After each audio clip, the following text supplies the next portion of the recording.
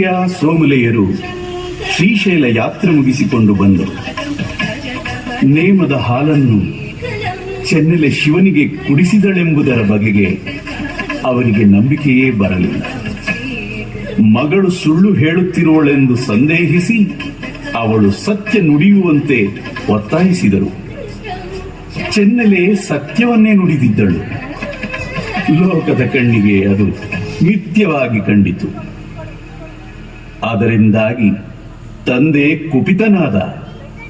ಸತ್ಯ ಪ್ರಕಟವಾಗದಿದ್ದರೆ ಮಗಳನ್ನು ತುಂಡರಿಸುವುದಾಗಿ ಪ್ರತಿಜ್ಞೆಗೈದು ಕಲ್ಲಿನಾಥನ ಗುಡಿಗೆ ಎಳೆದು ತಂದ.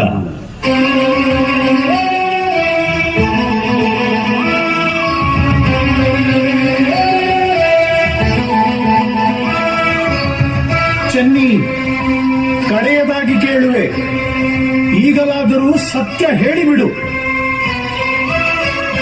ಅಸತ್ಯವನೆಂದಿಗೂ ನಾನಾಡೆ ಅಪ್ಪಾಜಿ, ಶಿವನಾಣೆಗೂ ಸತ್ಯ. ಹಾಲನ್ನು ಪರಶಿವನೇ ಕುಡಿದನಪ್ಪಯ್ಯ. ಮತ್ತೆ ಅದೇ ಸುಳ್ಳು? ಇಲ್ಲ ಅಪ್ಪಾಜಿ, ಇಲ್ಲ. ಇದು ಸುಳ್ಳಲ್ಲ, ಸತ್ಯ ಸತ್ಯ ಸತ್ಯ. ಹಾಗಿದ್ದರೆ ಕಲ್ಲೆದ್ದು ಬಂದು ಹಾಲು ಕುಡಿಯಲಿ. ಇಲ್ಲವಾದರೆ ಇದೋ ಈ ಮಚ್ಚಿನಿಂದಲೇ ಕಲ್ಲೇಶನಿಗೆ ನಿನ್ನ ರಕ್ತಾಭಿಷೇಕ ಮಾಡುತ್ತೇನೆ.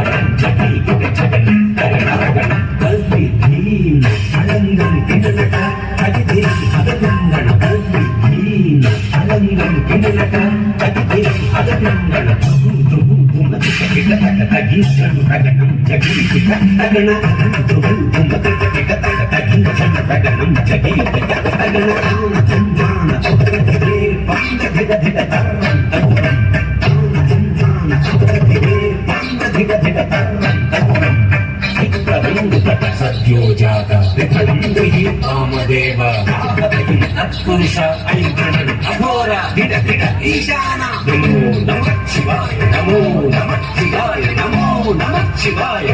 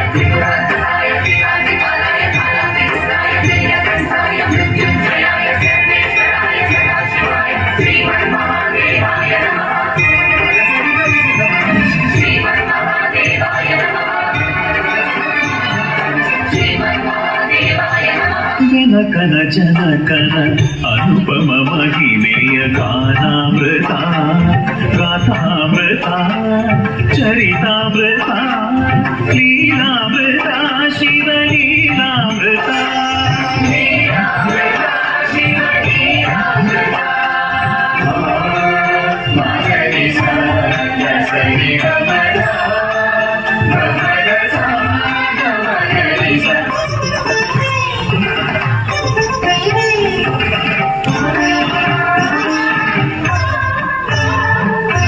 ಚಂದ್ರನ ಶಿರದಲ್ಲಿ ಧರಿಸಿದ ಗಂಗೆಯ ಧರೆಯಲ್ಲಿ ಹರಿಸಿದ ಚಂದ್ರನ ಶಿರದಲ್ಲಿ ಧರಿಸಿದ ಗಂಗೆಯ ಧರೆಯಲ್ಲಿ ಹರಿಸಿದ ಹಿಮಗಿರಿ ಜಾತೆಗೆ ತನುವನೆ ನೀಡಿದ ಹಿಮಗಿರಿ ಜಾತೆಗೆ ತನುವನೆ ನೀಡಿದ ಹಿಮಗಿರಿ ಶಿಖರದಿ ನಲಿಯುತ್ತ ನೆಲೆಸಿದ